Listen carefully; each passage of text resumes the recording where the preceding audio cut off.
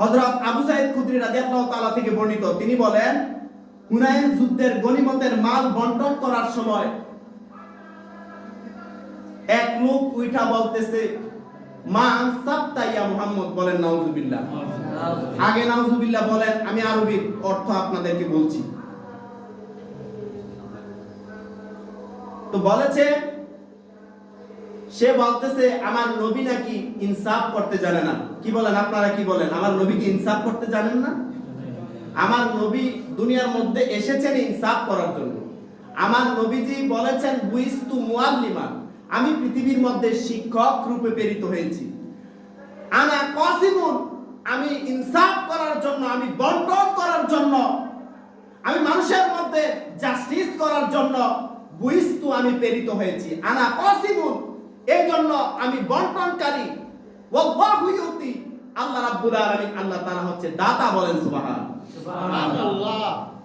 তখন ওই ব্যক্তি হুনাইনের যুদ্ধের গনিমতের মাল বন্টন করার সময়, যুদ্ধলব্ধ সম্পদ বন্টন করার সময় দাঁড়ায়া বলতেছে, মা আনসাবতা ইয়া মুহাম্মদ, নাউজুবিল্লাহ বলে, তুমি তো ইনসাফ করো নাই, তুমি ইনসাফ করো।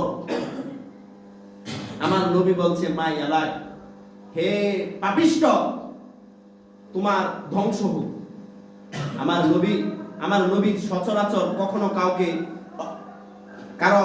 কখনো বরদোয়া দিতেন না, কিন্তু যখন দেখতেন ঈমান আর নাই, সম্ভব নাই, তখন রাসূল আকরাম সাল্লাল্লাহু আলাইহি সাল্লাম বলছে, মা ইয়ালাক, হে পাপিষ্ঠ, তুমি ধ্বংস হও, তোমার নাক ধুলায় দূষিত হোক। ওমর রাদিয়াল্লাহু তাআলা উঠে বলতেছেন, ইয়া রাসূলুল্লাহ, ইযিনলি ইয়া রাসূলুল্লাহ, এত বড় কথা আমি ওমরের সামনে আপনি যাদেরকে জান্নাতের সার্টিফিকেট দিয়েছেন, আশারে মুবাশশিরের সামনে আপনাকে এত বড় কথা বলবো, ইযিন ইয়া রাসূলুল্লাহ লি, আপনি আমাকে অনুমতি দিন, আমি ওই মালাউনের গর্দান আলাদা করে ফেলবো। এত বড় ফিতনার কথা সে বলে। আমার নবী বলছে, লা, না, ফাতরু, ছেড়ে দাও, তাকে ছেড়ে দাও, এবং জেনে রাখো, সে এবং তার অনুসারীরা কিয়ামতের আগ পর্যন্ত তাদের নসল থাকবে। কিয়ামতের আগ পর্যন্ত তাদের সিলসিলা থাকবে। কেমন সিলসিলা? আপনি একটা ভালো কাজ করতে চাইতেছেন, ইসলামের কাজ, একদল আপনাকে বাধা দিবে, কিন্তু হারামের কাজের মধ্যে কোটি কোটি টাকা, কিন্তু দাড়ি, টুপি, জুব্বা সবকিছু ঠিক আছে। তখন ওমর রাদিয়াল্লাহু তাআলা বলতেছেন, ইয়া রাসূলুল্লাহ, আপনি আমাকে অনুমতি দিন, মালাউনের গর্দানটা আলাদা করে ফেলবো।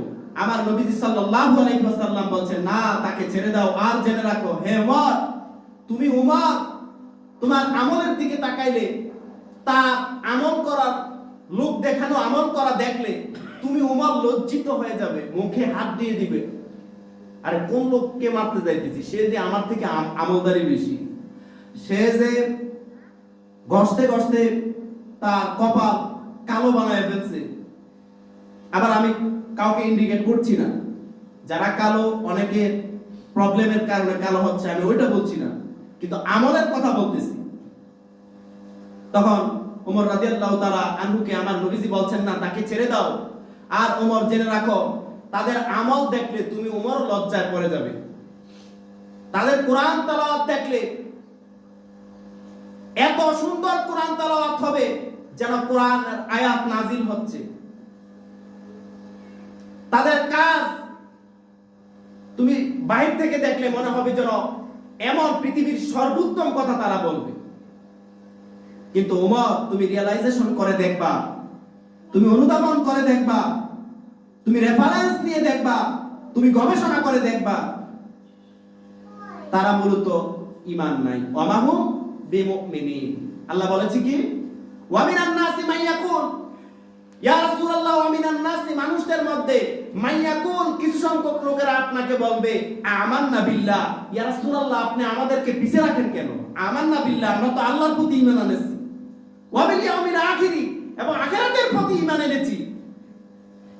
আমার নবীকে আল্লাহ বলছে, ইয়া রাসূলুল্লাহ, আপনি তাদের সর্বশেষ বিল ইত্তেফাক দেখবেন, ওয়া মাহুম বিমুমিনিন, তারা ঈমান ছাড়া, বলেন না নাউজুবিল্লাহ। তাহলে এভাবে প্রিয় নবী সাল্লাল্লাহু আলাইহি ওয়াসাল্লাম ফিতনা ফাসাদ সম্পর্কে দুনিয়ার মধ্যে কোরআন এবং হাদিস থেকে সুন্নাহ থেকে তাহযীর করেছেন, সতর্কতার বাণী দিয়েছেন। আল্লাহ তাআলা যেন দুনিয়ার ফিতনা ফাসাদ থেকে আমাদেরকে বাঁচিয়ে পরিপূর্ণভাবে ইসলামে প্রবেশ করার তৌফিক দান করো। ওয়া মা তাওফিকি ইল্লা বিল্লাহ। ওয়াসসালামু আলাইকুম ওয়া রাহমাতুল্লাহি তাআলা ওয়া বারাকাতুহু।